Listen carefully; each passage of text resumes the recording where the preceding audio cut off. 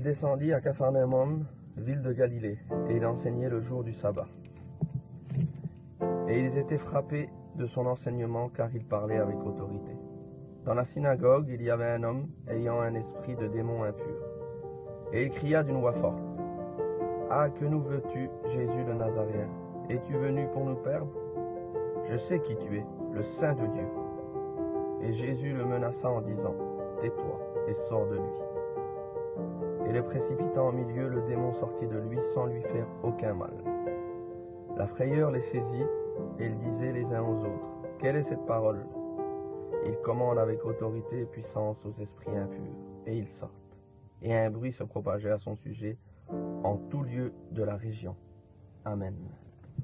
Moi, ce qui m'interpelle, frères et sœurs, dans cette parole, c'est que le Seigneur, il enseigne et il parle avec autorité.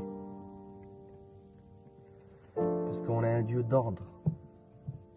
On a une église d'ordre. Dans Timothée 3,15, il est écrit: l'église est colonne et support de la vérité. Vraiment, là on voit à quel point le Seigneur est puissant. Ça nous rappelle un peu aussi le passage de la barque, où il est au milieu de la mer dans la barque et qu'il y a une tempête.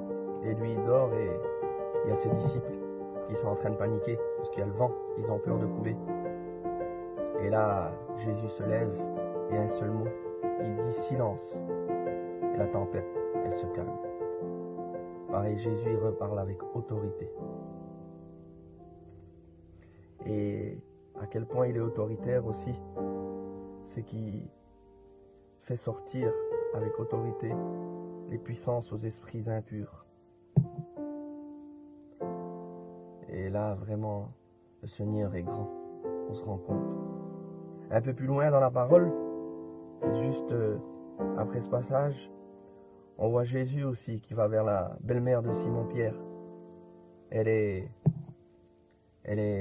prise d'une forte fièvre. Et là, il menace la fièvre et la fièvre la quitta. Rien n'est impossible à Dieu, que ce soit la tempête, les esprits impurs, la maladie. Le Seigneur, avec autorité, chasse au loin tout ça. Et pour ça, il faut remettre sa vie au Seigneur. Il faut mettre une structure dans sa vie. Il faut mettre un ordre dans sa vie. Il faut suivre le Seigneur en vérité.